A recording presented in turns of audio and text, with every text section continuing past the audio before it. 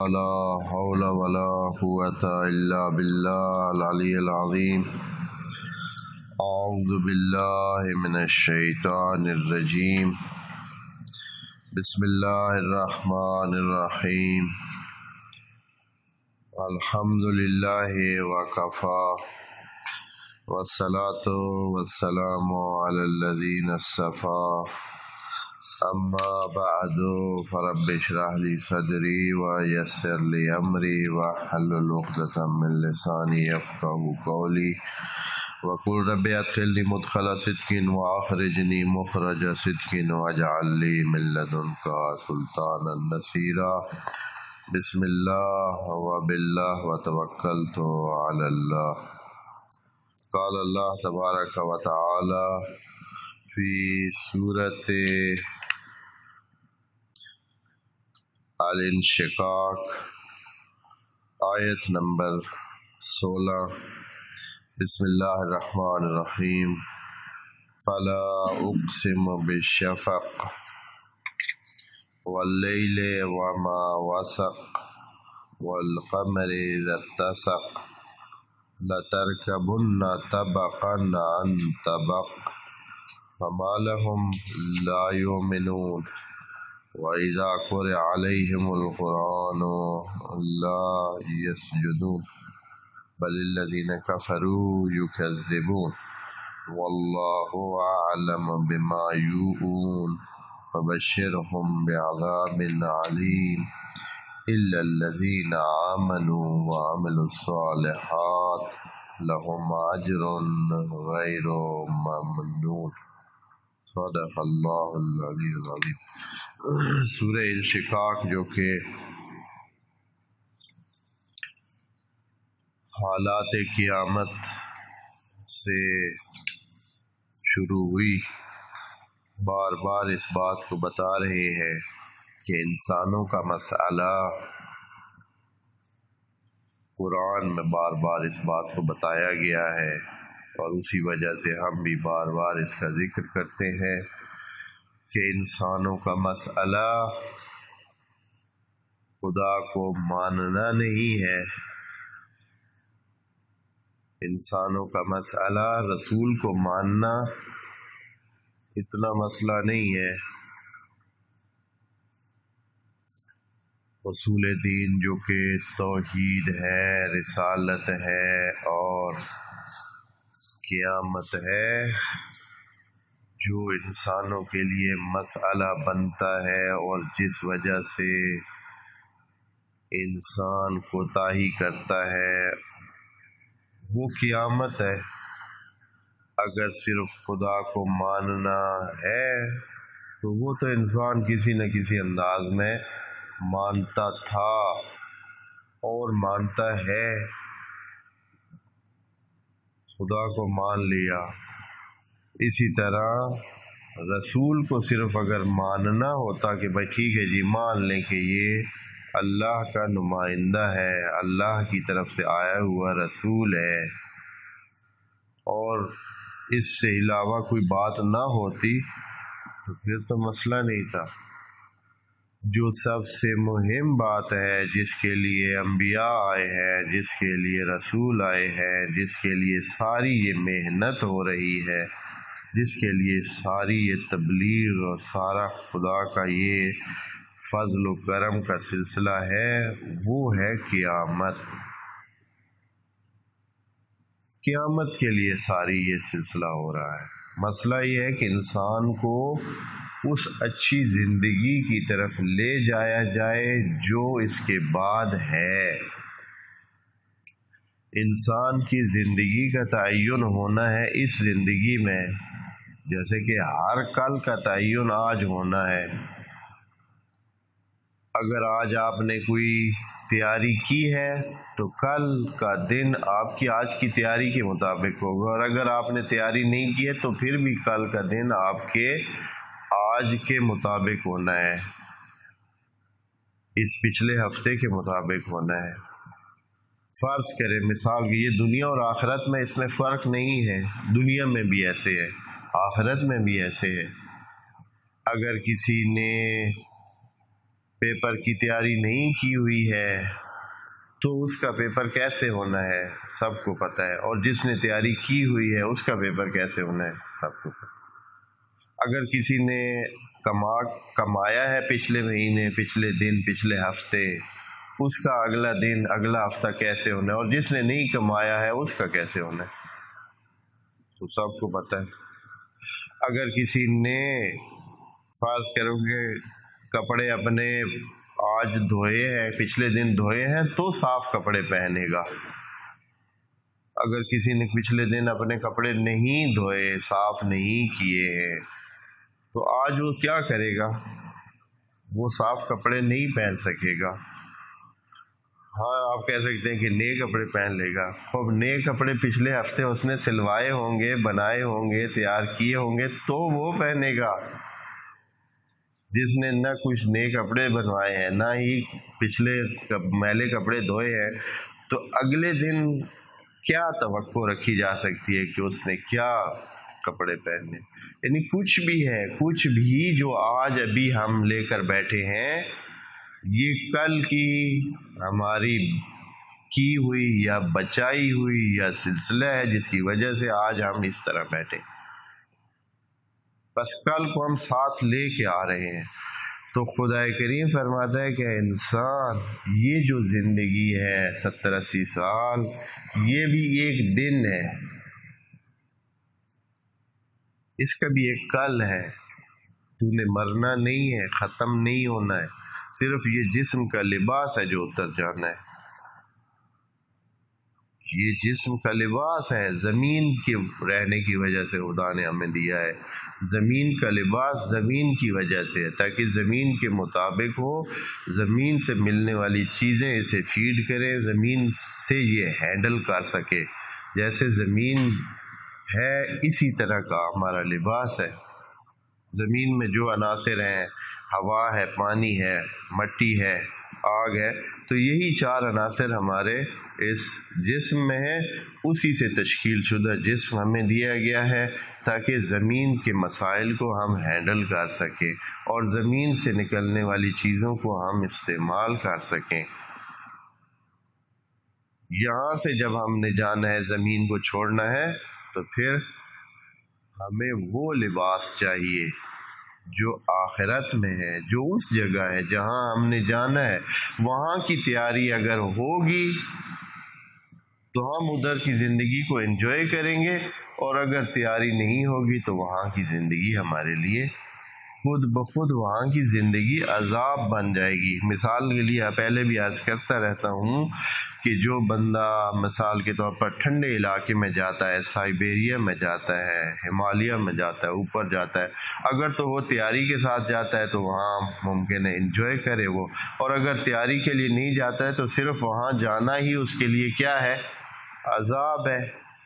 صرف وہاں جانا ہی عذاب ہے، اس لیے کہ تیاری نہیں ہے۔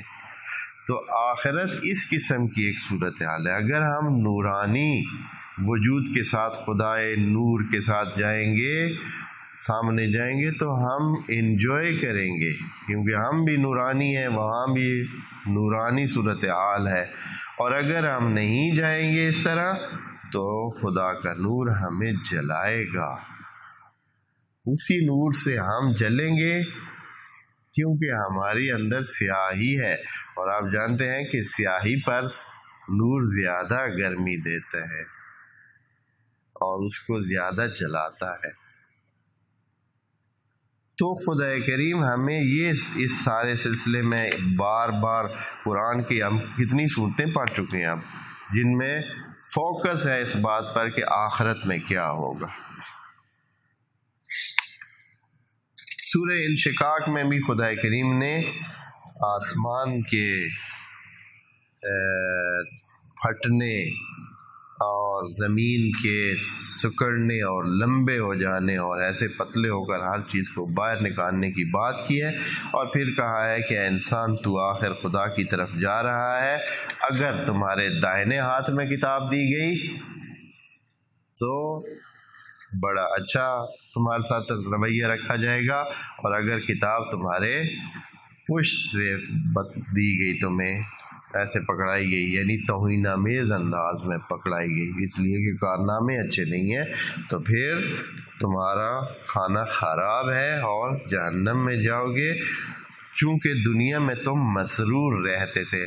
دنیا میں یہی ہے کہ اگر مٹی کے جو مصروفیات ہیں، مٹی کی مصروفیات، زمینی مصروفیات، اگر جسم جو ہے، جسم تو چاہتا ہی یہی ہے کہ اپنے ہم جولیوں کے ساتھ کیا رہے، مصروف رہے، زمین سے پیدا ہونے والی چیزیں، زمین کی چیزیں، زمین کے کام، زمین کے کھلونے، زمین کے سلسلے، تو جسم تو یہی چاہتا ہے کہ انہی میں مصروف رہے، انہی کوئی کھیلتا رہے، کرتا رہے۔ جیسے کہ کوئی ہوتا ہے، فرض کریں کہ مثال کے طور پر جو بھی ہم جنس ہوتا ہے، یعنی ایک دوسرے ایک جیسے ہوتے ہیں، تو وہ چاہتے ہیں کہ اکٹھے رہیں، اکٹھے کھیلیں، بیٹھیں، اٹھیں، جبکہ یہاں ایک روح بھی ہے، ہمارے اندر ایک روح بھی ہے، اس نے بھی اپنا کچھ بنانا ہے۔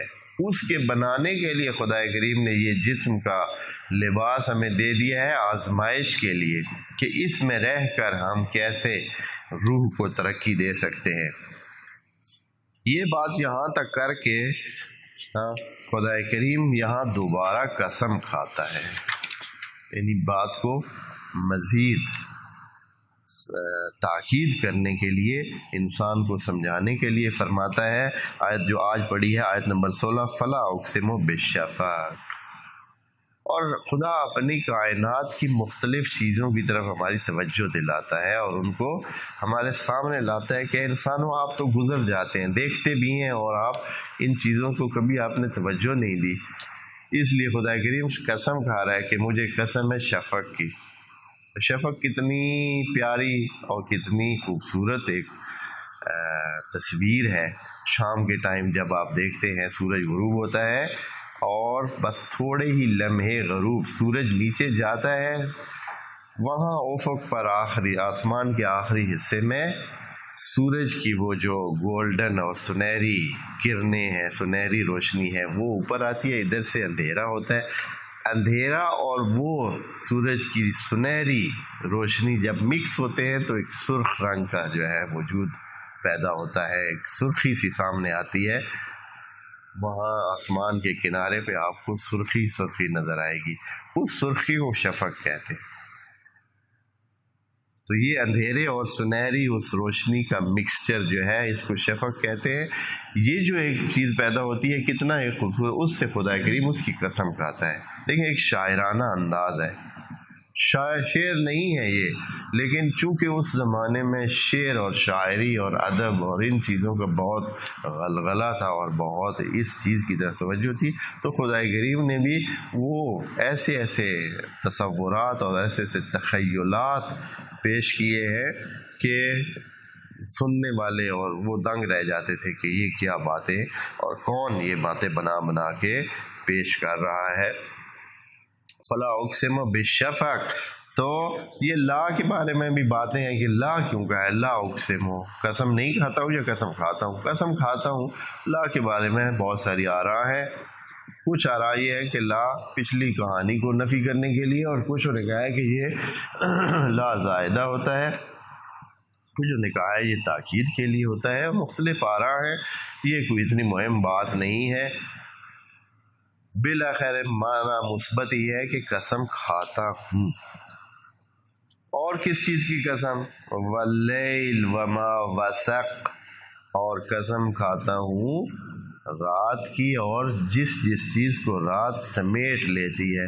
اب رات کس چیز سمیٹ لیتی ہے؟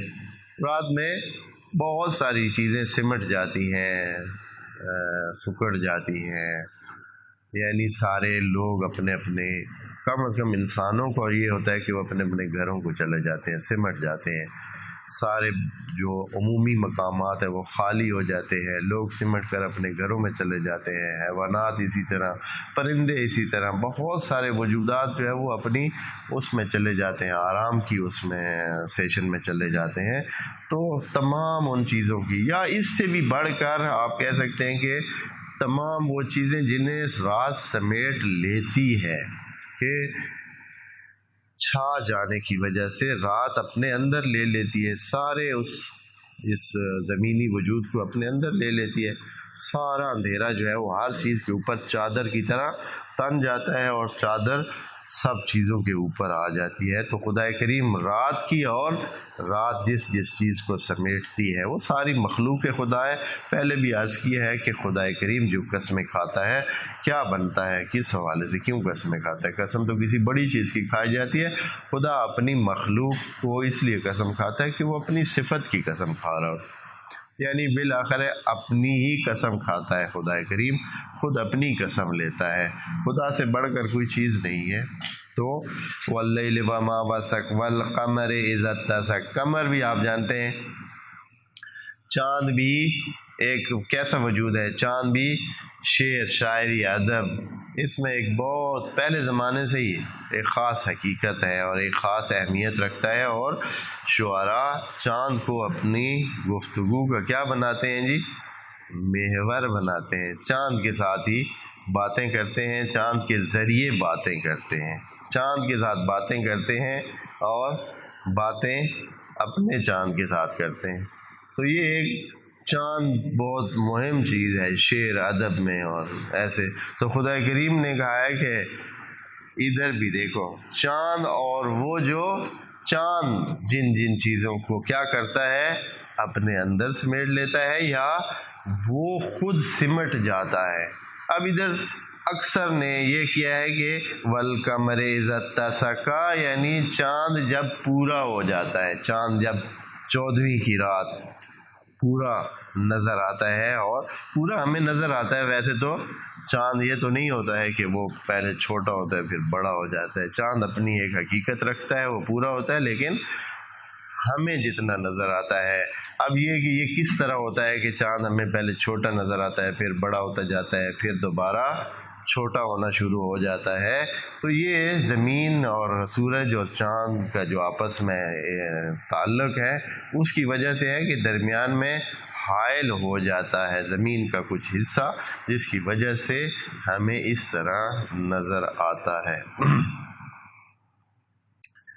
تو قمر اذا اتسق، جب وہ کیا کرتا ہے، اب یہاں اب بہت ڈیٹیل کی بات ہے صحیح، لیکن میں اس کو چھوڑ دیتا ہوں، لیکن اشارہ کرتا جاتا ہوں، جو دوست صرف کی طرف توجہ رکھتے ہیں، صرف پڑھتے ہیں، ان کے لیے ہے یہ۔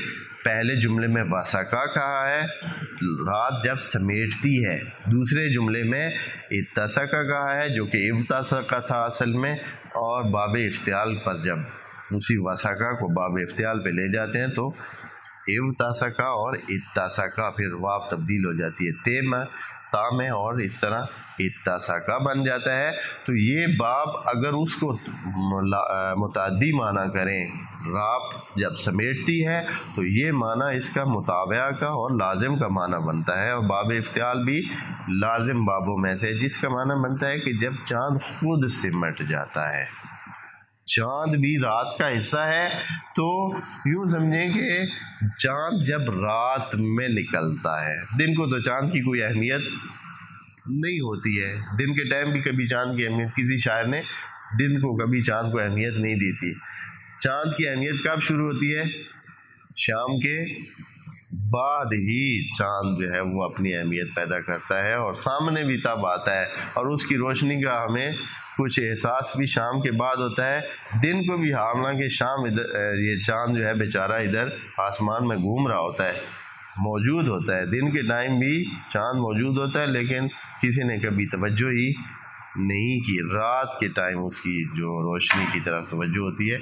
تو اذا اتسق، جب وہ سمٹ جائے، ہو سکتا ہے کہ وہ وسقا جو ہے وہ متعدی ہو اور یہ اتسق لازم ہو، تو رات ہی سمیٹنے والی ہے کس کو؟ چاند کو بھی، چاند کو بھی رات نے اپنے اس میں لے رکھا ہے، اور اپنے اس میں اپنی اندھیرے کی وجہ سے چاند نظر آتا ہے، یعنی رات ہی ہے جو چاند کے ابھرنے کی وجہ بن جاتی ہے اور سامنے آنے کی وجہ بن جاتی ہے۔ تو اس لیے قمر جب اتسقا، جب وہ سکڑ جائے، سمٹ جائے، رات کے اندر آ جائے، رات سمیٹنے والی چاند سمٹنے والا اور اس کے اندر. تو قسم پس کس کی قسم ہوگی؟ ٹوٹل قسم ہوگی رات کی اور چاند کی. رات کی اور اس میں سمٹنے والی چیزوں کی، اور ان میں سے ایک چیز کیا ہے؟ چاند. کیا ہے؟ قسم کھا کر ہے اللہ، بات تو کرے.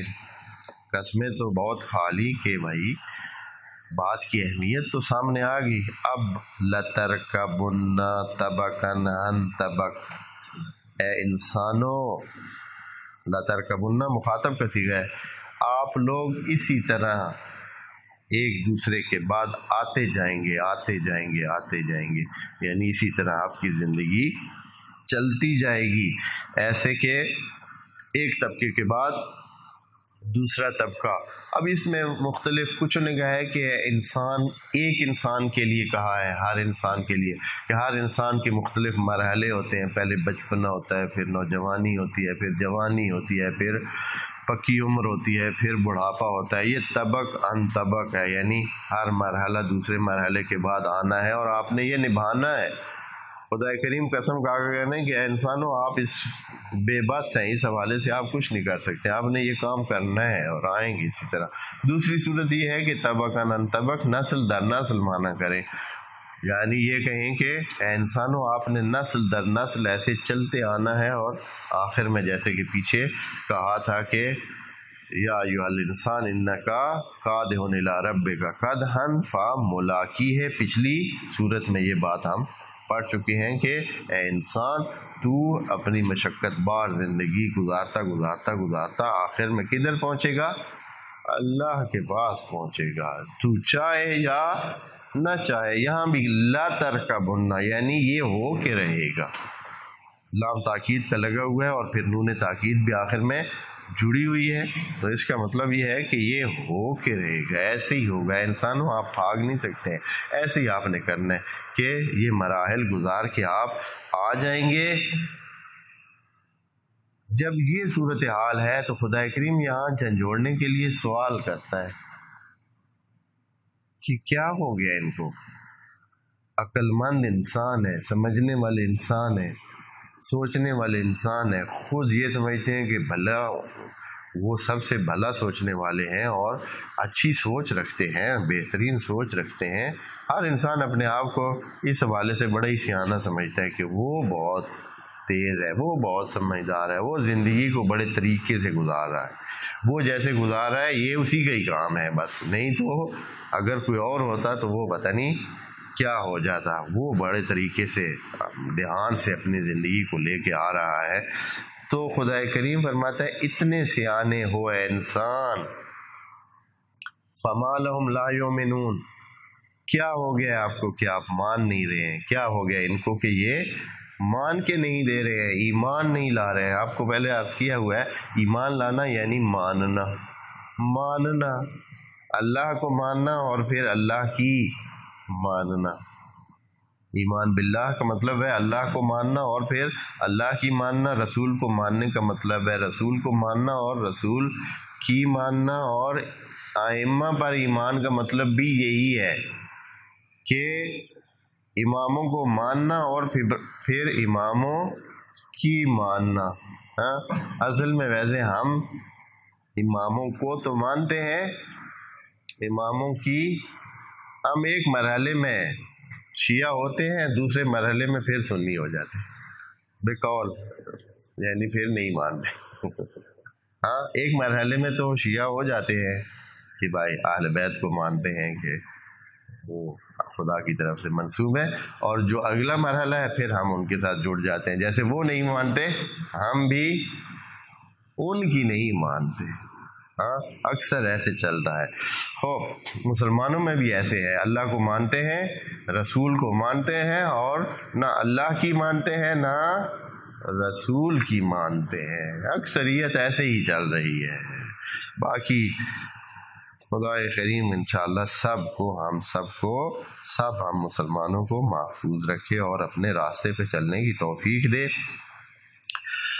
اور خدا کریم پوچھتا ہے وَإِذَا قُرِئَ عَلَيْهِمُ الْقُرْآنُ، جب قرآن جیسی اتنی بلند مرتبہ کلام ان کے سامنے پڑھی جاتی ہے، تو یہ لوگ سجدے کو کیوں نہیں جاتے؟ یعنی یہ کس لیے اس طرح کہا؟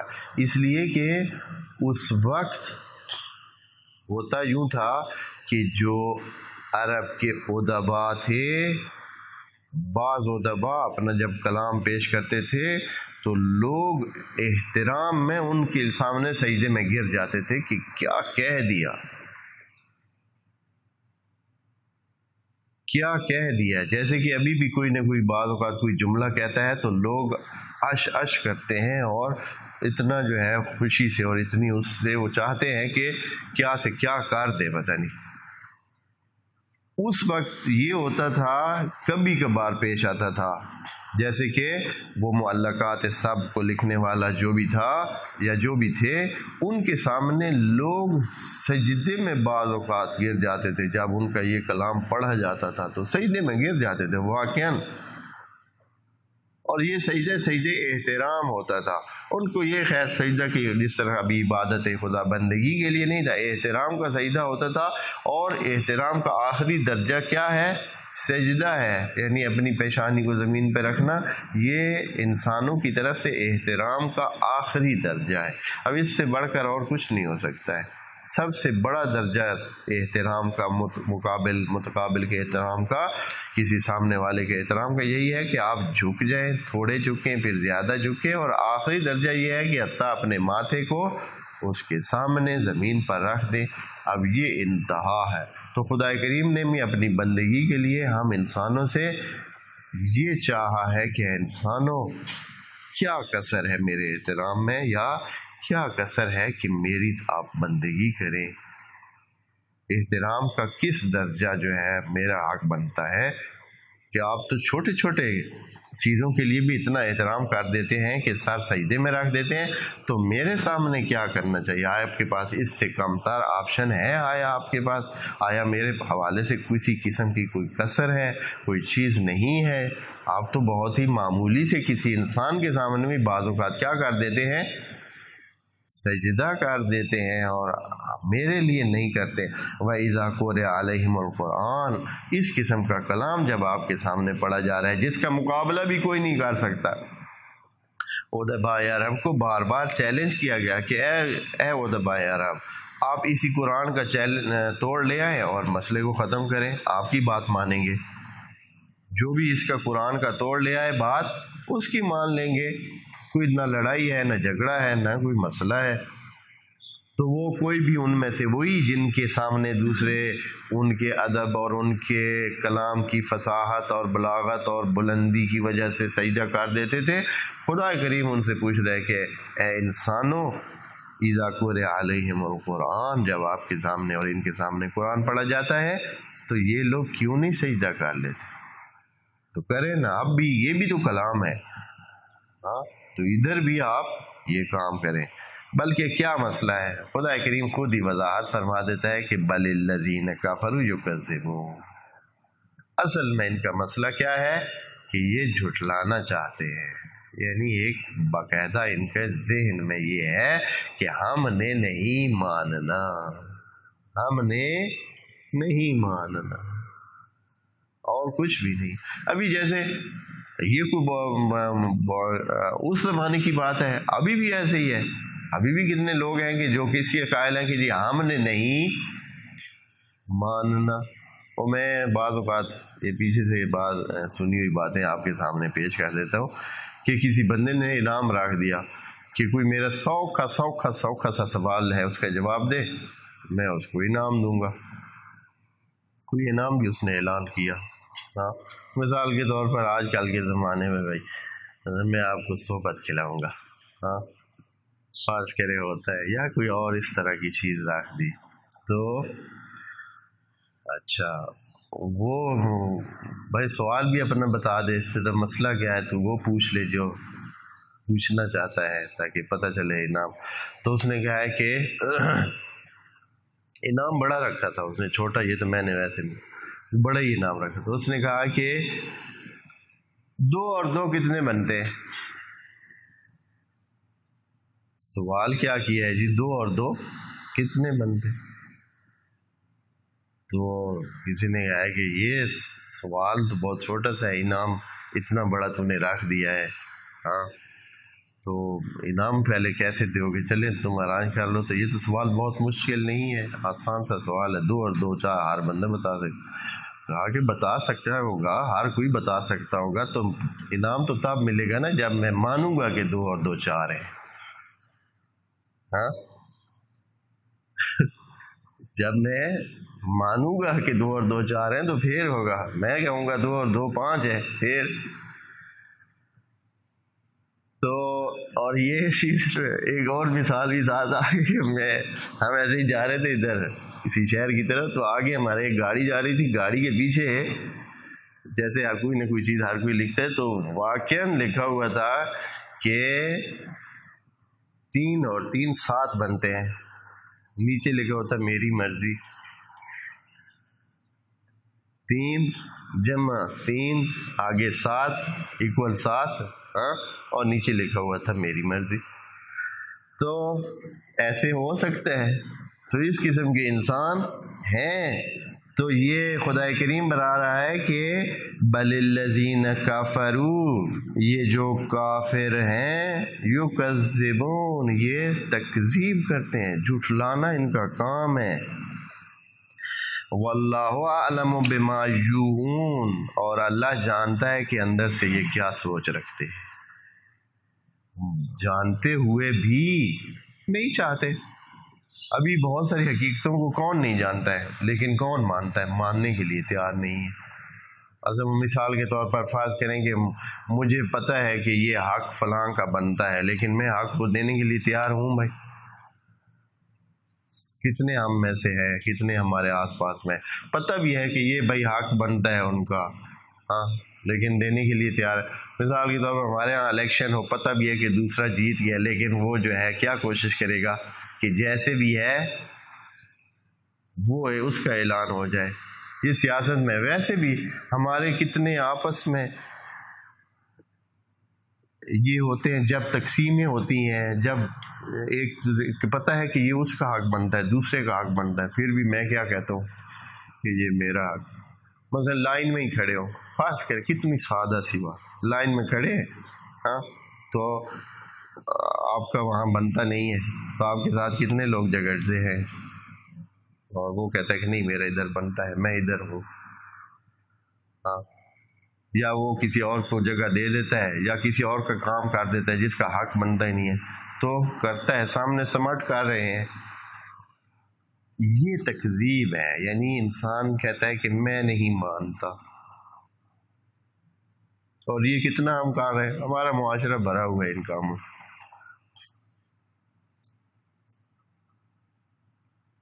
بل الذین کفروا یکذبون واللہ اعلم بما یوعون، اللہ جانتا ہے کہ ان کے دلوں میں، ان کے اندر کیا وعی ہے، وعی یعنی ان کے ظرف میں کیا موجود ہے، وعی یعنی جو کچھ ان کی سوچ میں، جو کچھ ان کے دل میں ہے، جو کچھ ان کے اندر ہے، وہ ساری کہانی اللہ کو پتہ ہے۔ فبشرہم بعذاب علیم، تو یہاں خدا کریم بھی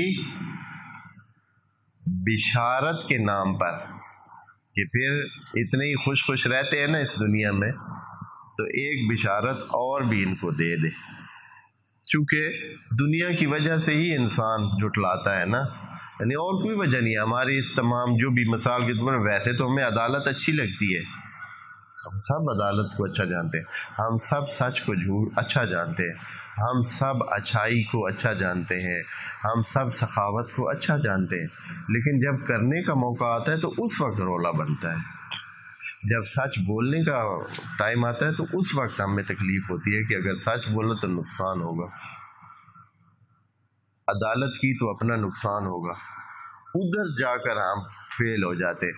یہ بھی دنیا کے وسلے کی وجہ سے جانتے تھے کہ نبی سچ ہی کہہ رہا ہے، اس نے تو کبھی جھوٹ ہی نہیں بولا ہے، خدا بھی جو بات کہہ رہا ہے وہ غلط نہیں ہو سکتی ہے، ساری باتیں ٹھیک ہے، لیکن مانیں گے تو کیا ہوگا؟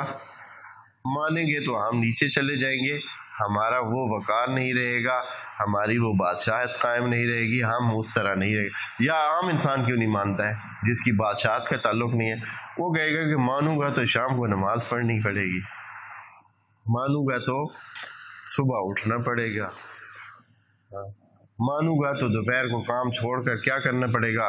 اللہ کے سامنے سجدہ کرنا پڑے گا۔ مانوں گا تو بڑا ہی رفڑا بنے گا، ہاں، ہر جگہ اڑے کا، ہر جگہ اڑے کا، ہاں جی، ادھر جاؤ ادھر نہ جاؤ، ادھر یہ کرو یہ نہ کرو۔ تو اس سارے اڑیکے سے بچنے کے لیے کیا ہے؟ ٹھیک ہے بھائی، ہاں، اللہ اپنے کام کرے اور ہم اپنے کام، یہ طریقہ کار اپنا رہے۔ وجہ یہی ہے کہ ہمارے جو اندر کی باتیں ہیں ان کے ساتھ کیا ہوتا ہے؟ تضاد پیدا ہوتا ہے، اور ہم اس تضاد میں اپنی بات کو آگے رکھنا چاہتے ہیں۔ خدا کی بات کو آگے رکھیں تو پھر ہمارا جو کام ہے وہ نہیں چلتا ہے۔ تو جب ہم اپنی خوشی مناتے ہیں، اپنی خوشی کے لیے خدا کے کام کو چھوڑتے ہیں، تو پھر خدا کریم فرماتا ہے فبشرہم، ایک بشارت اور بھی اپنے لیے پھر رکھ لیں، کیا؟ بعذاب علیم، کہ آپ کو عذاب علیم میں ڈالا جائے گا۔ اب یہ عذاب علیم بار بار میں عرض کرتا ہوں کہ چاہے مفسرین بہت سارے، اکثریت ساری باتوں کو لے جاتی ہے آخرت کے لیے، لیکن آخرت کی بات نہیں ہے۔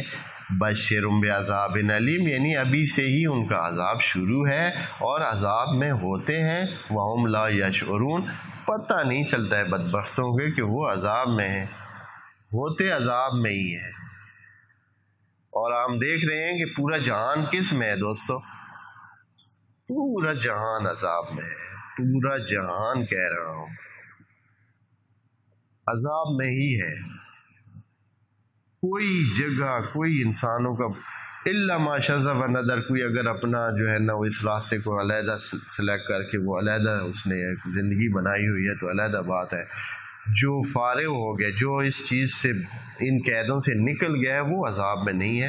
باقی سارا جہان عذاب میں ہی چل رہے۔ کون سی جگہ ہے جو ریلیکس ہے؟ مثلاً امریکہ والے ریلیکس ہیں، کہاں ریلیکس ہے؟ وہاں بھی ایک عذاب کی زندگی ہے۔ خدا جن کو پناہ دے تو ہے کہ وہاں کیسی عذاب کی زندگی ہے۔ یورپ میں بھائی بہت خوشی ہے، اصلاً نہیں ہے۔ جتنے وہاں ذلیل و خوار ہیں لوگ، شاید ہمارے ہاں پھر بھی 4 دن اچھے گزار کے چلے جاتے ہیں۔ وہاں بھی اسی طرح انسان جکڑا ہوا ہے، ایسے پنسا ہوا ہے، ایک گدھے کی طرح، ایک بیل کی طرح کولو میں لگا ہوا ہے اور اس میں ہی گھوم رہا ہے۔ اور اسی طرح باقی جگہ اپنے علاقوں میں تو ویسے ہی، ہاں، دیکھیں نا، کبھی فلڈ ہے تو کبھی مہنگائی ہے تو کبھی کیا ہے۔ کب سے انسان اسی میں جھلس رہے ہیں، پورے انسان سارے، ادھر سے جنگ جاری ہے، ادھر سے آگ لگی ہوئی ہے، ادھر سے بارشیں آ رہی ہے، کہیں آگ کی وجہ سے، کہیں آپ جانتے ہیں کہ یورپ کے کتنے ملکوں میں اس وقت آگ لگی ہوئی ہے، آگ لگی ہوئی ہے اور بجھ بھی نہیں رہی ہے۔ اس دور میں آگ نہیں بجھ رہی ہے، لگی ہوئی ہے، چل رہی ہے۔ کتنے ملک میں، اسپین میں، اٹلی میں، جرمنی میں، فرانس میں، آسٹریلیا میں ابھی پچھلے سالوں اتنی آگ لگی ہے کہ وہاں کے جنگلی حیوانات جل گئے ہیں۔ یہ جدید ملک ہیں جن کو آپ مطلب جدید میں شمار کرتے ہیں کہ بھائی جدید ملک۔ امریکہ کی آگ تو کبھی بجھی ہی نہیں ہے، وہاں جنگلوں میں آگ ہی لگی رہتی ہے۔ وہاں بھی اسی طرح فلڈ یہاں وہاں بھی آتے ہیں، اور جاپان جیسا ملک بھی ہے، وہاں بھی فلڈ آتے ہیں، اتنی تباہی ہوتی ہے۔ باقی ہمارے اپنے ممالک جیسے بنگلہ دیش ہے، پاکستان ہے، انڈیا ہے، یہ تو ویسے ہی رولے ہوئے۔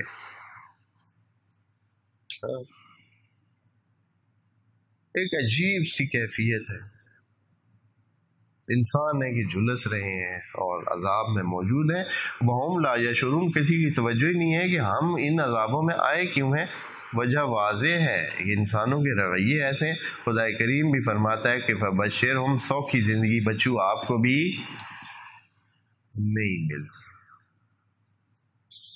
فبشرہم بعذاب علیم، اور کبھی ایسا ہوا ہی نہیں ہے کہ انسان سوکھے ہو۔ بھائی ٹھیک ہے جی، اب ریلیکس، کوئی مسئلہ نہیں ہے، کوئی خرابی نہیں، کبھی نہیں ہوا ہے یہ۔ آگے بھی جس طرح انسانوں کے رویے ہیں ایسے ہی ہو۔ قرآن میں ایک دفعہ ایک جگہ کے بارے میں ہے کہ خدا کریم نے قریۃ طیبہ ورب غفور، ورب غفور، اسی طرح طیبہ، ایک جگہ کوئی ایسا گاؤں پیدا ہوا تھا کسی زمانے میں کہ وہ لوگ بھی ٹھیک تھے، خدا کریم نے نعمتوں کی بھی ان پر بارشیں کر دی. نعمت ہی نعمت، وجہ ہی نہیں ہے خدا کو نہ دینے کی نا. مسئلہ یہ ہے کہ خدا کو نہ دینے کی وجہ ہی نہیں ہے.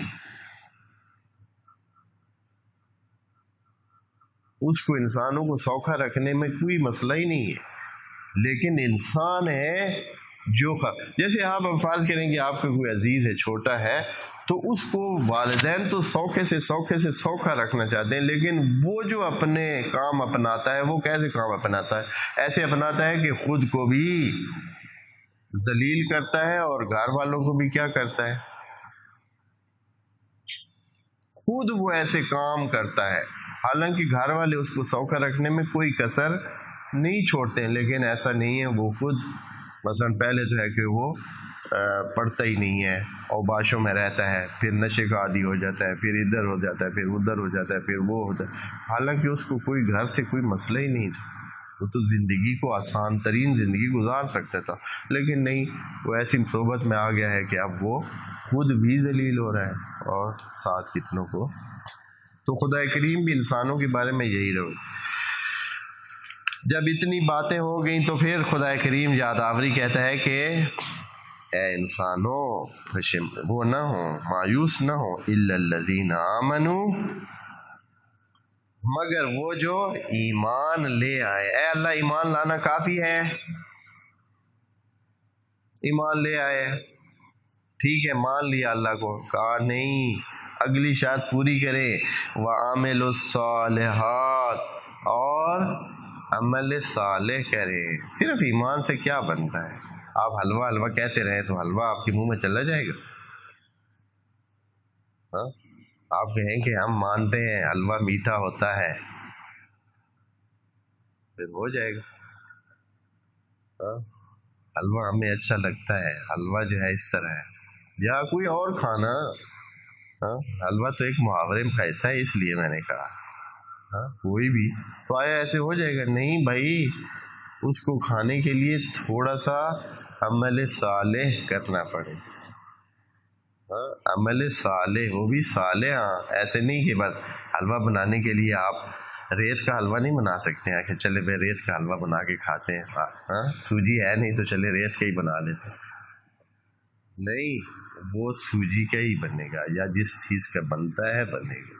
تو عمل صالح کریں گے تو وہ جو عمل، کوئی لوگ ہیں نا وہ اپنی طرف سے خود سے کوئی چیزیں بنائے ہوئے ہیں اور وہ کہہ رہے ہیں کہ بھائی یہ جو ہے ہم کر رہے ہیں بس ٹھیک ہے. جیسے کہ وہ کسی نے کہا، مولانا صاحب بتا رہے تھے کہ میں نے اس کو کہا یار آپ لوگ ادھر ادھر لگے ہوئے ہیں، نماز ہی آپ نے چھوڑ دی.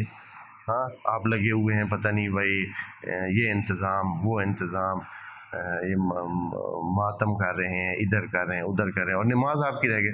آ کے اناندے ہی کام لگے ہوئے ہیں. ہے جی، آگے سے اس نے کہا بڑی مزدار بات کہ اناندے ہی کام لگے ہوئے ہیں. کیا بہانا ہے.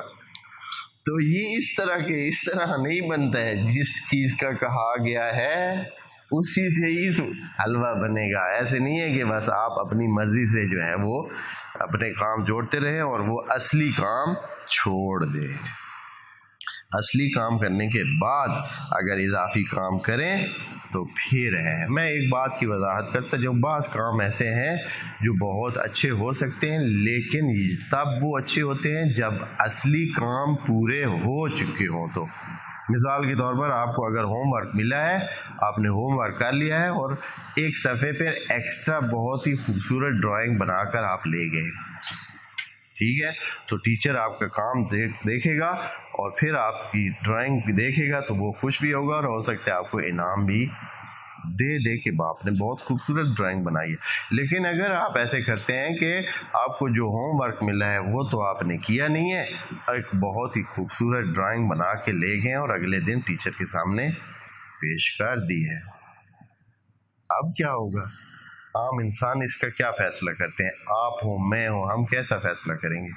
جو کام ہوم ورک بتایا تھا وہ اس نے نہیں کیا، لیکن ایک خوبصورت ڈرائنگ جو ہے نا وہ بنا کر لے گی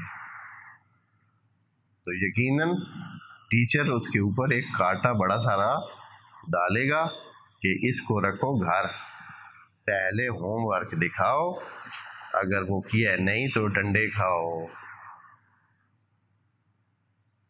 ہاں تو یہ ہے. اس طرح ہی خدا کا نظام بھی بے عین ہی ہے.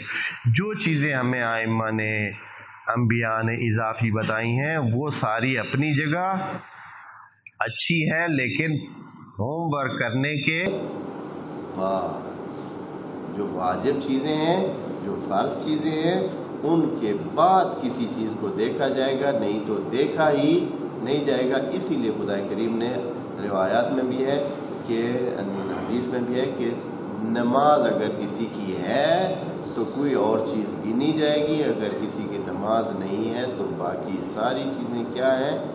فنا ہے، کچھ ان کی قیمت ویلیو نہیں ہے. انشاءاللہ سورہ البروج کو اگلے سیشن میں عرض کریں گے. السلام علیکم ورحمۃ اللہ وبرکاتہ.